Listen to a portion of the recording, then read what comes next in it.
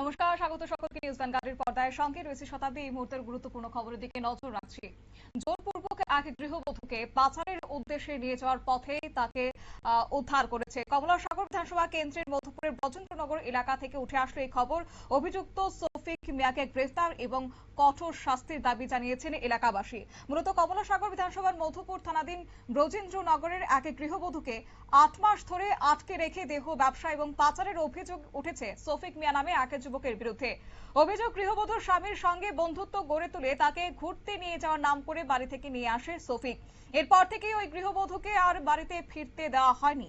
পরিবারের অভিযোগ, দীর্ঘ ৮ মাস ধরে তাকে বিভিন্নভাবে আটকে রাখা হয় এবং তারপরে অবশেষে গৃহবধূকে উদ্ধার করেছে। স্থানীয় সূত্রে জানা গেছে, সৌফিক মিয়ার বিরুদ্ধে এর আগেও মহিলাদের দেহ ব্যবসা এবং পাচারের সঙ্গে জড়িত থাকার অভিযোগ তার বিরুদ্ধে রয়েছে। গৃহবধূ কি জানিয়েছেন এই প্রসঙ্গে শুনুন।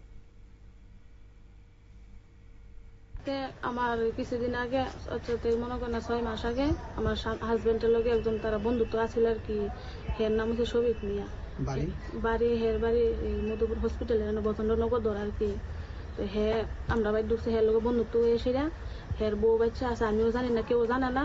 তো হে আমার কইছে ফোন করে যে আমি ওখানে আইতাম আগরতলা আর কি। তো আইসি হের লগে আইসি পরে হে আমার বাড়ি যেতাম দিছে না, আটকাই লিছে না। আইসি পরে আটকাইছিরা হে আমি প্রথম আসছিলাম, হে আমার লইয়া আমতলে আসছিল। ট্রেন থেকে গেছে ঝগড়া হয়েছিল, পরে বাড়ির মালিকে বাড়ি করে দিছে। ট্রেন থেকে গেছে গিয়ে সেটা হোটেলে একদিন আসিলাম পর আমি একলাই আসছিলাম হোটেলে, হে আসিল না, হে নিয়ে দিয়েছিল। এরপরে ট্রেন থেকে গেছি গা এই যোগেন্দ্রনগর এই মদিনা মসজিদের হেন হেন ভাড়া থাই আর কি আমরা। তো হেন মায়ের দুর্গত বাড়ি থেকে ফোন করলে বা আমি বাইর ফোন করলে হে আমার মায়ের দুর্গত কালকে রাত্রে আমার ফোন করছিল বাড়ি থেকে। ফোন করছে পরে হে ও সামনে আসছিল।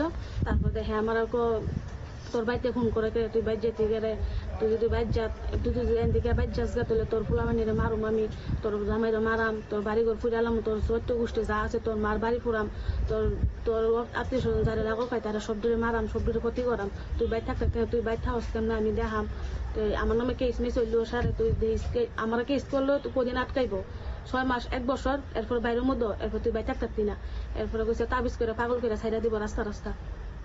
তখন হের কাছে উদ্ধার হওয়ার পর কান্নায় ভেঙে পড়েছেন ওই গৃহবধূ। তিনি জানান, প্রথমে তাকে নানাভাবে প্রলোভন দেখানো হয়েছে, পরে জোর করে আটকে রাখা হয়। পরিবারের সঙ্গে যোগাযোগ করতে দেওয়া হয়নি। বারবার বাড়ি ফিরতে যাওয়ার কথা বললে তাকে বিভিন্নভাবে ভয় ভীতি দেখানো হতো। অন্যদিকে এই প্রসঙ্গে সংশ্লিষ্টের পক্ষ থেকে কি জানানো হচ্ছে শুনুন। দেখেন, এই যে একটা গৃহবধূ, ওর 2টা সন্তান আছে। ওর স্বামী অত্যন্ত দরিদ্র সীমা নিচে বসবাস করে, দিন রোজগার করে যা উপার্জন হয় তা নিয়ে সংসার করে।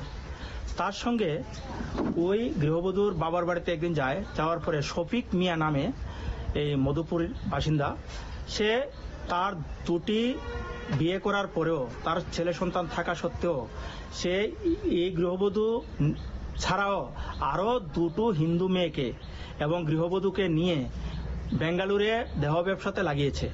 এই ধরনের তথ্য আমরা এলাকাবাসী থেকে জানতে পারি এবং এই গৃহবধূর কাছ থেকেও জানতে পারি এবং ওর স্বামীও বলেছে। দেখুন, এই স্বামীর সঙ্গে বন্ধুত্ব পেতে তার বাড়িতে আসতো, আসার পরে এমন একটা বিশ্বাস অর্জন করে এই গৃহবধূটাকে নাকি আগরতলা ঘোরাতে নিয়ে যাবে। স্বামী উদার মনে বলেছে হয় যাও। তখন যাওয়ার সাথে সাথে তাকে আটকে রাখে। এই আটকে রাখার প্রায় 8 মাস আজকে। কিন্তু যখনই বলে সে বাড়িতে চলে যাবে, তাকে মারধর করে, প্রচন্ড আঘাত করে, রক্তাক্ত করে, বিভিন্ন সময় হাসপাতালও দেখায়।